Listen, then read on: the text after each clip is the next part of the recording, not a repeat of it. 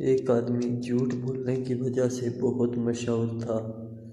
ایک بوڑھی عورت کو پتہ چلا تو وہ اس کے پاس اس کو سمجھانے گئی اور بولی، بیٹا، میں نے سنا ہے کہ تم دنیا کے سب سے جھوٹے انسان ہو۔ آدمی لوگوں کی باتوں کا دفاع کرے۔ میں تو آپ کا دیکھ کر حیران ہو گیا ہوں کہ اس عمر میں بھی اس قدر حسین اور دلکشی آپ میں ہے۔ بوڑھی شرماتے ہوئے، ہائے ربا، لوگ بھی کتنے ظالم ہیں، اچھے بھلے انسان کو جھوٹا کہتے ہیں۔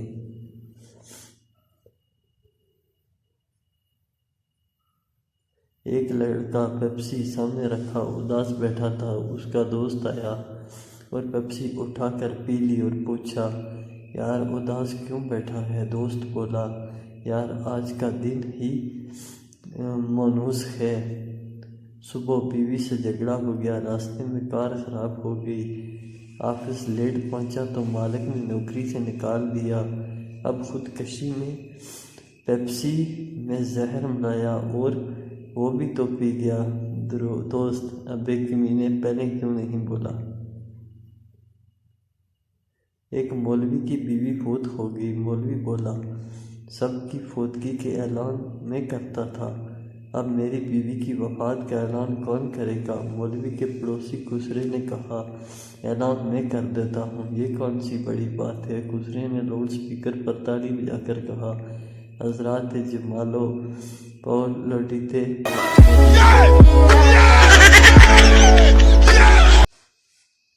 ایک وکیل چاہتا ہے کہ آپ کسی مسئلے میں پھنس جائیں، ایک ڈاکٹر چاہتا ہے کہ آپ بیمار ہو جائیں، پولیس والا چاہتا ہے کہ آپ ایک مجرم ہوں، ایک استاد چاہتا ہے کہ آپ ایک کند ذہن طالب علم ہوں، اور کفن بنانے والا سوچتا ہوگا کہ آپ مر ہی جائیں۔ لیکن کیا آپ یقین کریں گے کہ صرف ایک چور یا ایک ڈاکو ہی چاہتا ہے کہ آپ خوشحال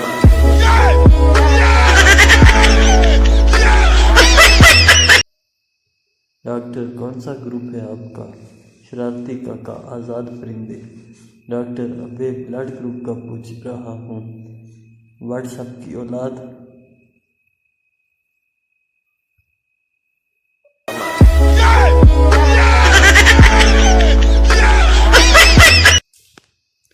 بیوی، شادی کے شروع کے دنوں میں جب میں کھانا پکا کر لاتی تھی، آپ زیادہ مجھے کھلاتے تھے، لیکن اب ایسا کیوں نہیں؟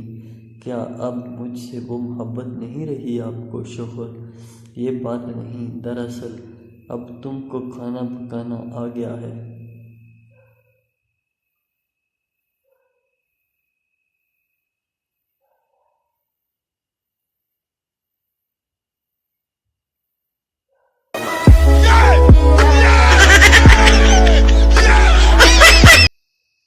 میں شادیوں پر اس لیے بھی نہیں جاتا کہیں میں دلہن کو پسند نہ آ جائے۔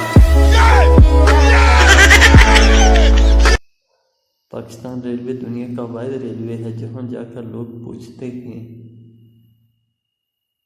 بھائی یہ 9 بجے والی ٹرین کتنے بجے جاتی ہے؟ کچھ نوجوانوں کو پڑھائی کے دوران رسیاں تاڑنے کی وجہ سے نظر کی اینک لگ جاتی ہے اور گھر والے بادام کوٹ کوٹ کر دیتے ہیں، سمجھتے ہیں جوان پڑھتا بہت ہے۔